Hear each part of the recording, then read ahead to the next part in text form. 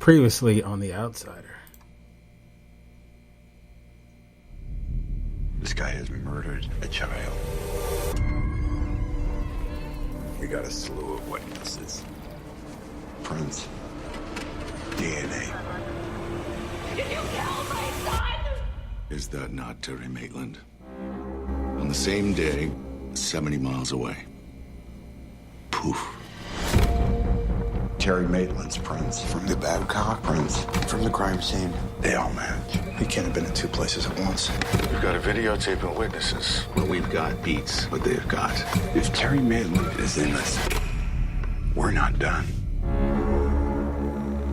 Jessa. No!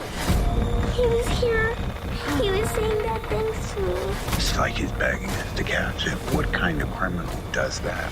Do you think Terry Maitland killed that boy? I really don't know.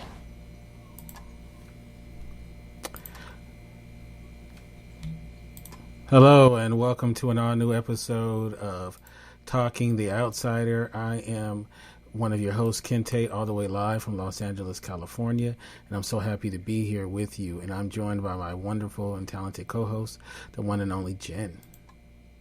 Hey, it's kind of exciting. You know, something that I wanted to bring up right off the top was that HBO decided to broadcast both the first episode of Outsider, Fish in a Barrel, along with the second episode, Roanoke, right after the other, which is atypical because usually a pilot is just a pilot.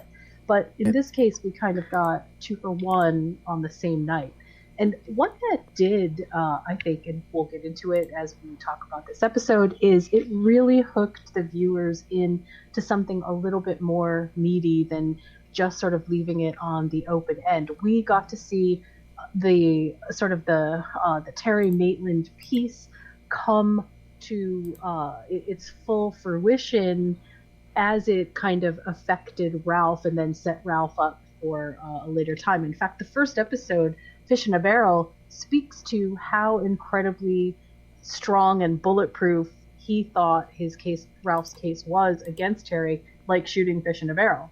And as we move into Roanoke, you know, clearly there's a lot more questions, bigger questions, perhaps things that really don't make sense, things that just have to be accepted because you know that this is what it is, but what's really happening. Yeah. And one thing, too, I love the titles of these episodes, too, because they really kind of give you an idea of the mindset behind the themes of each episode. Right. So, I don't know if we need to go into Roanoke and the disappearance and all of that kind of stuff, but you know, just check out your history books. There's a lot of unanswered questions. Right. And that, I think, is what Roanoke is all about. It's all the unanswered questions. We don't know what happened. It's a mystery. A mystery wrapped in a conundrum. Indeed. Yeah, so, all right. So let's get to this episode. Very early on in this episode, we start to find that our main protagonist, that's Detective Ralph Anderson, is starting to have some questions of his own. And, you know, he's not quite sure. You know, one moment he was sure who, you know, that he had the right man, obviously, because of the steps that he took to bring him in and whatnot. But now he's starting to have some doubts that he did the right thing. So very early on in this episode, we have a meeting between both Ralph and Terry. And I think this is very significant because it kind of lays out his mindset, and he really wants to kind of look at him eye to eye to get an idea of whether or not that he believes him. You know, use his cop gut. Now, just to use the whole book versus TV show thing is, in the novel, his wife, Jeannie Anderson, was the one that told him to do this. Right. She said, you know what? You need to look him in his eye. And this is like a big deal because one thing is, if you're up for a crime, you should not meet, especially you're already in jail, you should not meet with the person that's trying to put you in jail without your attorney, right? And then also the DA doesn't want, after they get to this point, they don't want their detectives doing this as well. So this is like a big meeting, between the two. So I don't want to say compare it to Heat, that scene, but it's a very significant scene. What do you think about this scene? Yeah, I think it's very significant too. It's almost like Ralph is trying to look into the eyes of what he believes is the monster, while having these very nagging doubts about whether what he first believed was true or not. And we talked about this in our premiere episode with the book. It continues to be a recurring thing here. Ralph is very much a cop's cop. He's a detective who is very much a cop. He is following a kind of very set in stone, evidence based procedure for understanding reality. And we're beginning to realize that both things not only can't be true, but that Ralph is going to have to come to some kind of understanding himself about what is really happening and how to reconcile it in his own head. And I don't feel like in this episode, he's really, doesn't feel to me like he's convinced one way or another whether it is Terry or whether it's not Terry. Like, I still think that he has lingering doubts. Maybe it still is. Maybe there's a way to explain all of the rest of these things. Who knows? Yeah. Now, after this scene, they take Terry Maitland to be arraigned. And it's a big public event. There's media there. There's townspeople. There's people that believe he's innocent. There's more people that believe he's guilty. And it's, it's a madhouse in front of the courtroom. Well, and let's pause to speculate or remember, I suppose, that the reason that this is such a big deal, number one, it's a small town, but number two, Ralph did this himself. He did this himself by creating the spectacle of arresting Terry in front of the entire town and creating this kind of sideshow, carnival atmosphere around what's happening with Terry. So, in some ways, this is definitely a monster that Ralph made himself. Yeah, definitely. A monster is a good way of looking at it. So, and then, okay, just as a side note, as having read the book, this scene in the book is so well written. Yeah. Like, you really feel like you're there. Just the way he threw the kitchen sink at writing this particular scene and how it all plays out. And the way it plays out is Terry Maitland is shot and killed, and we find out is by Freddie Peterson's brother, Ollie. Ollie, right? Yeah. So that happens in this particular episode. And let's not forget that there was actual conversation about Terry Maitland wearing a bulletproof vest, and ultimately they chose not to. Wow. I thought only hindsight wasn't 20/20. Yeah, was that in? Did they do the bulletproof vest thing in the TV show? Maybe I am confusing. Yeah, that was in the novel. Maybe that was just the book. Yeah, in the novel, they made this big thing about him turning down the bulletproof vest, which right. But see, though, in this one, though, he was shot like in the neck or something, so it wouldn't have mattered. Shot in the neck, right? Yeah, it wouldn't have mattered. So wouldn't have helped him. And as he is dying, he makes the declaration that he did not do this. He wants that the last thing that while he's on this earth to be said is that he did not kill Frankie Peterson, which is a big deal, right? Because you're dying. Most people, they want absolution or whatnot, and he's saying, I did not do this. So, which means a lot, you know? Well, I think it means a lot to Ralph, who is experienced in this, perhaps, not exactly this thing, but experienced enough as a seasoned police officer to know that the dying declaration of either a victim or a perpetrator is immensely important. So just from that standpoint, I think that it was very significant for Ralph to hear that. Yeah. So that is, obviously the fallout because of this is that Ralph Anderson is forced to take a leave because he murders Ollie, and he has to kill him to put him down. So right. Which is that's something that especially in a small town. I'm assuming that there's not many situations where you have to murder somebody. So, they want to make sure that his mental is right, which ends up happening is they're forced to bring back a detective who has been on leave.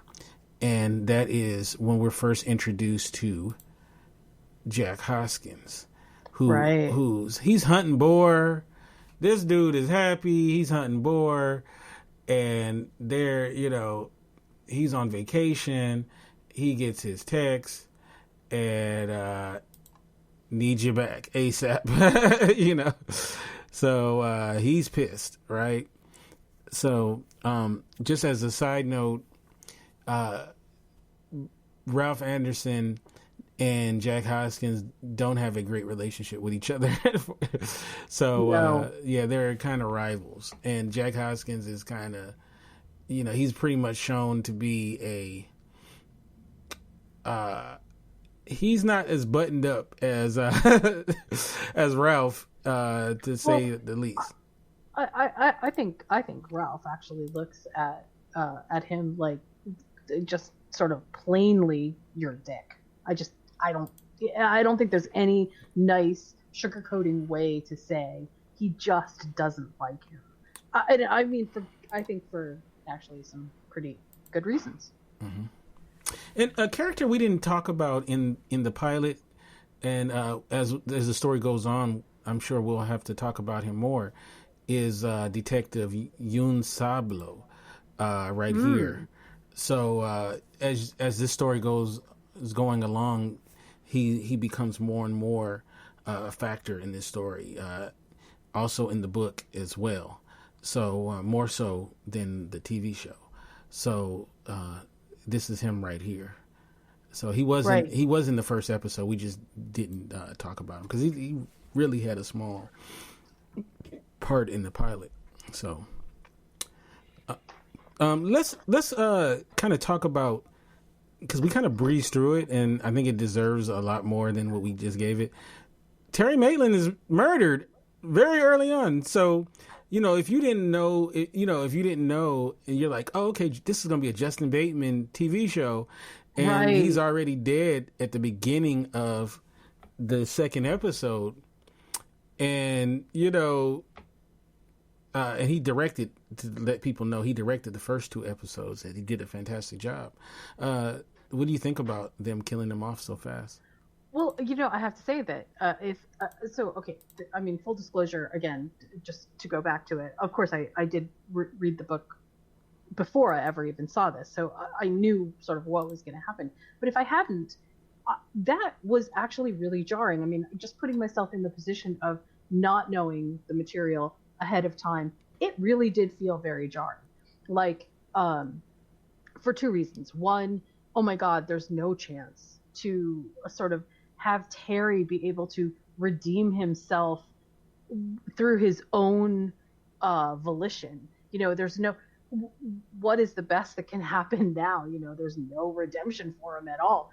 That felt very like, wow, the stakes suddenly just went up a whole lot. But it also, I feel like, shifted all of the attention away from of it being kind of like whodunit to clear Terry, and more of a, okay, well, wait, if something's happening, what is happening? What, like, it became more of a investigation because the investigation needed to happen, and less of a, hey, did Terry do it? Right? Do you know what I'm saying? Right. No, yeah. Yeah. Oh, sorry, I'm not on screen. Yeah. So, and it really, if you didn't know, it's definitely jarring because, one is he's a big star. So it's kind of a psycho type thing where it's like, wait a minute, he's already gone, from this. And, he's a big part of the production part of it too. So, so that was definitely jarring. And, and it happens a little later in the book. I'd say more at the halfway mark. So they did it a little early, but it seemed it worked very well when the placement of it. Something, not to compare this with any other series, but in some ways, this reminds me a bit of sort of the kind of interesting timing that True Detective had, which was another HBO piece where, the timing sometimes feels a little bit strange, but in the end, it really works to the overall benefit of the narrative. And here, just in the first 2 episodes, again, because they aired them back to back, it does seem like airing them back to back gave us an opportunity to watch what was happening without having the interruption of kind of wondering what might be next. And so when they kill Terry off after that first, after we find out what, is kind of, well, maybe there's questions, maybe there's a good reason. How could he be in 2 places at one time and all of that? The thing that sort of happens then is we end up with this very unresolved, open-ended storyline.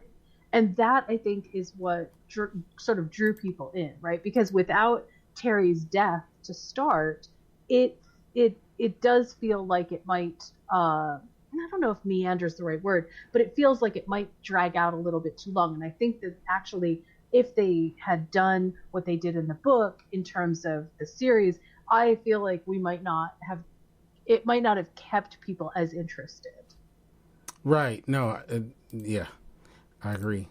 They did it at the perfect time and whatnot. One of the things that happened when Terry's murdered, then we have Ollie is murdered as well. So now Ollie's mother, who we didn't say, she had a heart attack and died. Right. Ollie's dead. Frankie or Fred, I'm sorry, it's Frankie Peterson, the victim that kicked it off, died. And then now we have the last person left is Fred Peterson, the father. And he hangs himself in a very vicious way. I mean, where he busts through the window, and there's a jogger that sees it, and it was one of those images that they put in the trailer for the series, and it's it definitely serves as it's really sad as well. It's sad, and it's also, again, it's one of those very jarring things that makes you feel like the stakes are so incredibly high here, but it also adds this sense of pervasive, just absolute, sort of everywhere in every nook and cranny, grief and sadness. Something just so horrible is just so all-consuming that it literally decimates an entire family. That, I feel like, is, that's not something that you see every day. It's not something you experience every day. It's something that really feels like, wow, there's a lot of impact here. Yeah. Now, when he, kills himself, hangs himself, and we didn't talk about it in the pilot episode, that there is a hooded figure that we see at the Maitland house when they were doing the search. We see this hooded figure once again, and I'll put him up on the screen there. And he seems to be there sorry about that. He seems to be there, scoping out the what's going on, and this hooded figure obviously has something to do. And he was also at the courthouse as well. The hooded figure. So, dun dun dun. Who could that hooded figure be? Possibly the outsider.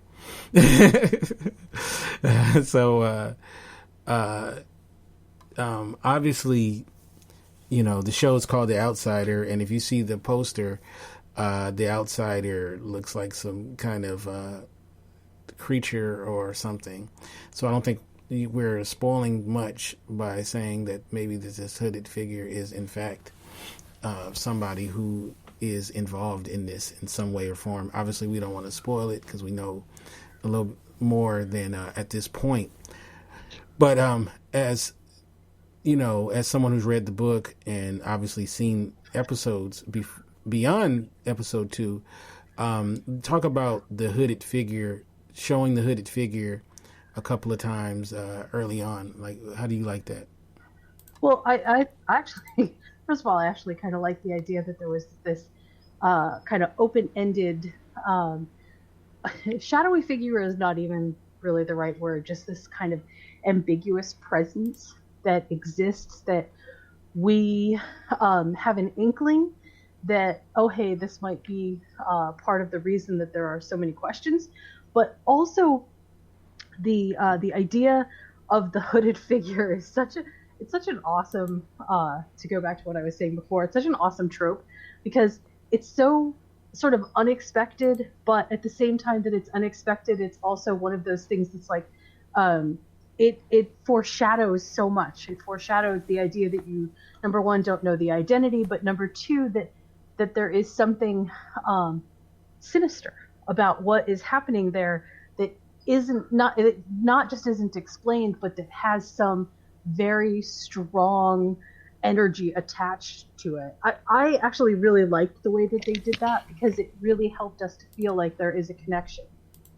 Mm-hmm. We have in the chat, someone says, you didn't read the book. Yes, I read the book, just finished the book yesterday, but we're trying talking about the series. Yeah, we're trying to not spoil the book or the TV show. We did a whole book review where we talked in depth about the novel.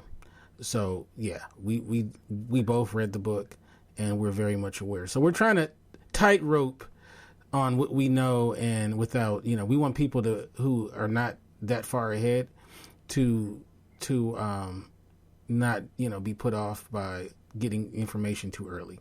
So we're just talking about episode 2 of the television series. So, but yes, I did read the book. But anyway, and talking about the book, by the way, so since this person wants to challenge my knowledge of the novel, this character, Merlin, is totally from the book. And Merlin is an interesting character, is someone who's suffered quite a bit due to the fact that he was abused and whatnot, and stole the van in which our doppelganger was driving, and left it there from, I believe he stole it in Dayton and ended up in Flint City. So they are in this point of the story, both Ralph and Sablo are talking to Merlin and getting more information on the van. Remember, Terry Maitland says that he never seen the van ever. So right, and this is where there's like this disconnect between what we know as reality and what appears to be sort of happening on the peripheral edge. Because again, this idea that not everything can possibly be the truth seems to come into sharp play. And now we as the viewers understand that there is something more insidious happening. But I feel like if you're putting yourself into the character's position, just understanding that there are that there are now a set of circumstances which both tie Terry to different locations, which we'll hear about, because of what we hear in this episode in terms of the barbecue that they were at, and then the scratch that he gets from when he visited his dad. Right. Those things begin to thread the needle of, hey, here's what's going on. Why do we think these things are connected, and how are these things connected? Again, from the character's perspective, it must be really disconcerting. But from our standpoint, we can't even understand what's really going on, because how can all of this sort of be happening? How can all of this make sense? And clearly some stuff just doesn't make sense right now. And just as a side note, going back to the book, I love the character Merlin in the book. It was very, very good character, and is not played up as much in this, but he does have a significant part in the storyline and getting you to there, filling in some blanks. I would also say when it comes to the way that they've told the story, they've done a great job of moving the threads around so that it comes through really nicely. So, kudos once again to the writers of the show. It definitely unravels a bit differently in the series than it did in the book, but there are some, I think, important visual narrative things that happen in the series that give us perhaps even more insight than the book does. And again, the book is a lot of tell. The show is the series is a lot of show. So we don't get, obviously internal monologue, and we don't get a lot of the same character dialogue as we do in the book that is in the show. But the show does a really good job of being very careful about what they show us and how they show us this information. So it really does kind of feel like there's a lot happening, even when there isn't a lot. This series is very dialogue sparse, especially in the first couple of episodes. There is so little real big dialogue. It is so much more show us, show us, show us. And that, I think, also makes it very compelling. Yeah. So another thing we have to talk about is when they're granted, when Ralph Anderson is granted a meeting with Glory Maitland, right, and Howie Gold is there, and Alec Pelly, and so obviously Glory does not want this meeting. Ralph is mud to her, but she does it. She's convinced to do it, and so talk about this meeting and this idea of Ralph working with her and his defense team to potentially clear Terry's name posthumously. Well, so this is where things both take sort of the strangest turns, and where we kind of get the information that I alluded to before, and where I feel like we sort of get an inside peek into Ralph's true thinking. Ralph's true thinking is everything needs to somehow linear make sense. There has to be some connection and some way to tie everyone together. And he has a difficult time making that work without visiting Glory, because he can't figure out how can all of these things sort of be happening? How can I make sense of these things that I'm hearing? How can I get from point A to point B? And when he goes to visit Glory, and she, tells him a bit of information. One of the beautiful things about this scene is Glory's absolute stoic body language and posture. There is something so closed off about even just her stilted dialogue with him. The conversation feels very almost staccato, as if, I'm not going to give you any information that you can then now use and go, try to turn my husband into something worse than he already was, even if he's there with the clear understanding that no, I want to help. I'm trying to make sense of this, and if he didn't do it, how can we clear his name? I don't think at this point that Glory feels like that's what he's there for. It really feels like she's very suspect of him.